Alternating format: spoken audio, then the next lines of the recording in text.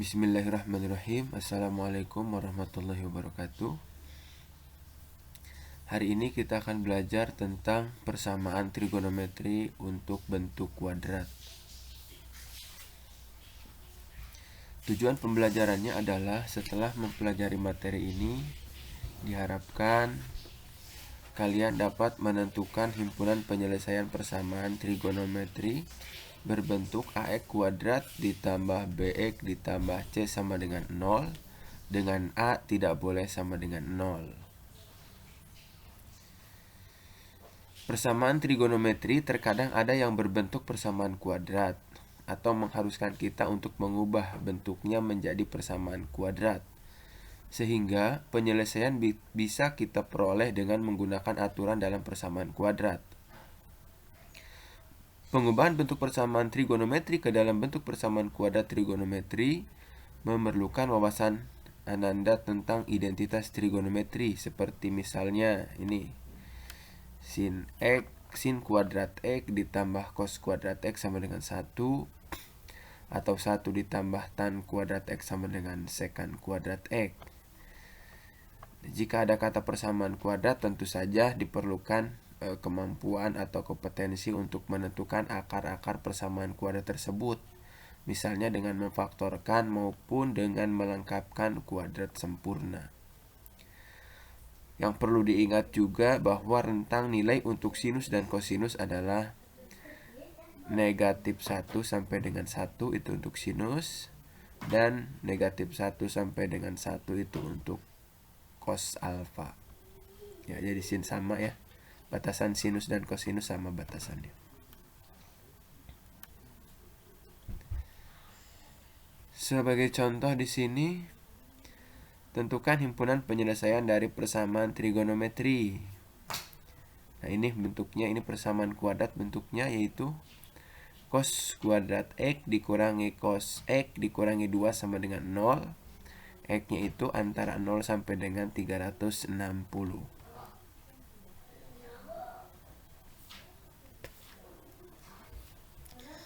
Kita jawab. Langkah yang pertama, kita misalkan bahwa cos X itu sama dengan P.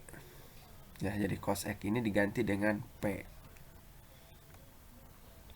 Sehingga persamaan cos kuadrat X dikurangi cos X dikurangi 2 sama dengan 0 berubah menjadi P kuadrat dikurangi P dikurangi 2 sama dengan 0, karena cos X-nya diganti dengan P. Selanjutnya difaktorkan ya. Masih ingat bentuk pemfaktoran waktu di SMP atau MTS kelas 8?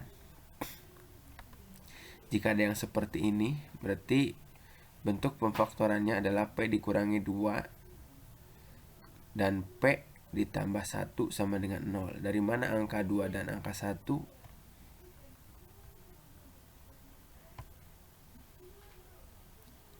Nah, untuk angka 2 dan angka 1 itu sesungguhnya kita mencari dua buah bilangan. Begini, dua buah bilangan. Gimana bilangan tersebut apabila dikalikan itu hasilnya harus menjadi negatif 2. Harus menjadi ini hasilnya ya. Jadi kalau dikalikan hasilnya negatif 2, kalau dijumlahkan hasilnya negatif 1. Negatif 1 di sini, dari sini ya. Ini negatif 1, ini negatif 2. Jadi kalau dikalikan ini negatif 2, kalau dijumlah negatif 1. Berapa bilangannya? Ya, bilangannya adalah negatif 2 dengan positif 1. Negatif 2 kali 1 kan negatif 2. Negatif 2 ditambah 1 negatif 1 ya. Jadi kasih ini dikali ya. Kalau ke sini ke bawah ini ditambah gitu. Ke bawah ditambah, untuk sini dikali ya. Jadi negatif 2 kali 1 negatif 2, negatif 2 tambah 1 negatif 1.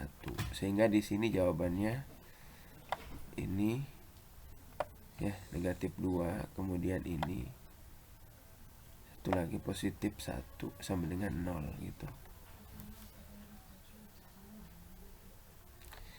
Kemudian P dipisah ini. P dikurangi 2 sama dengan 0, atau P tambah 1 sama dengan 0. Kemudian P-nya berarti atau P1-nya itu sama dengan 2. Jadi tadinya negatif pindah ke sini jadi positif. Nah, kalau yang ini P2-nya berarti negatif 1, tadinya positif pindah ke ruas kanan jadi negatif gitu. Jadi P1 sama dengan 2 atau P2 sama dengan negatif 1. Jadi ada 2 nilai. Selanjutnya untuk P itu kan tadi cos X. Jadi P ini diganti dengan cos X kembali. Ya, P ini juga diganti dengan cos X sehingga cos X sama dengan 2 atau cos X sama dengan negatif 1. Jadi ada 2 nilai cos X-nya. Nah, cos X sama dengan 2 ini tidak memenuhi. Kenapa tidak memenuhi? Ingat bahwa cos itu nilainya dari negatif 1 sampai dengan 1. Sedangkan ini 2. Berarti 2 ini tidak memenuhi. Ya. Ini tidak memenuhi yang ini. Sehingga yang memenuhi hanya 1, yaitu yang ini. Cos X sama dengan negatif 1.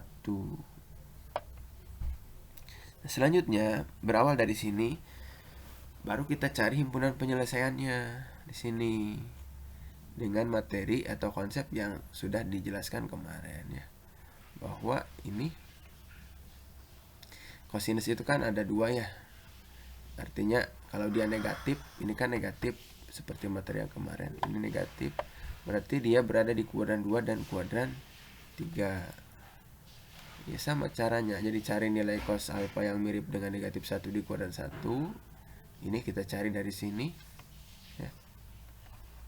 Nah, yang ini maksudnya ya kita cari dari sini ya. Ini berarti yang ini nilainya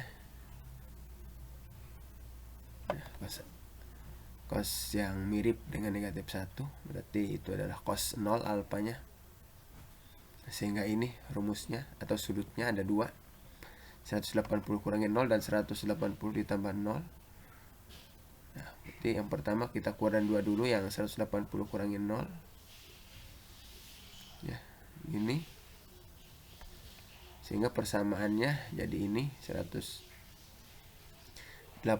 dikurangi 0 itu kan 180 ya. Jadi X1 nya rumusnya adalah 180 derajat ditambah K dikali 360. Dimasukkan K-nya 0, diganti 0, sehingga didapat sudutnya adalah 180. Ini memenuhi karena ada dalam batasan 0 sampai dengan 360 derajat. Kemudian untuk yang X sama dengan 1 itu adalah sudutnya hasilnya 540 derajat. Ini tidak memenuhi karena lebih dari 360 derajat. Selanjutnya untuk yang di kuadran 3-nya kan rumusnya ini. Jadi cos X sama dengan cos 180 ditambah alfa kan ya. 180 ditambah alfa. Kita lanjut ini sehingga persamaannya 180 ditambah 0 kan 180. Sehingga persamaannya X2 nya itu adalah 180 derajat tambah K kali 360. Kita masukkan K sama dengan 0, didapat hasilnya adalah 180. Sama dengan yang di awal ya, rumusnya kan sama. Kemudian untuk K sama dengan 1 didapatlah 540. Ini tidak memenuhi, sehingga himpunan penyelesaiannya adalah 180 derajat. Jadi hanya ada satu sudut ya. Di kuadran 2 tadi 180 derajat, di kuadran 3 sama 180 derajat. Jadi himpunan penyelesaiannya adalah 180 derajat. Ini latihannya. Silahkan dicoba sama dengan yang tadi cara penyelesaiannya. Alhamdulillah, mungkin itu saja penjelasan dari Bapak. Terima kasih. Assalamualaikum warahmatullahi wabarakatuh.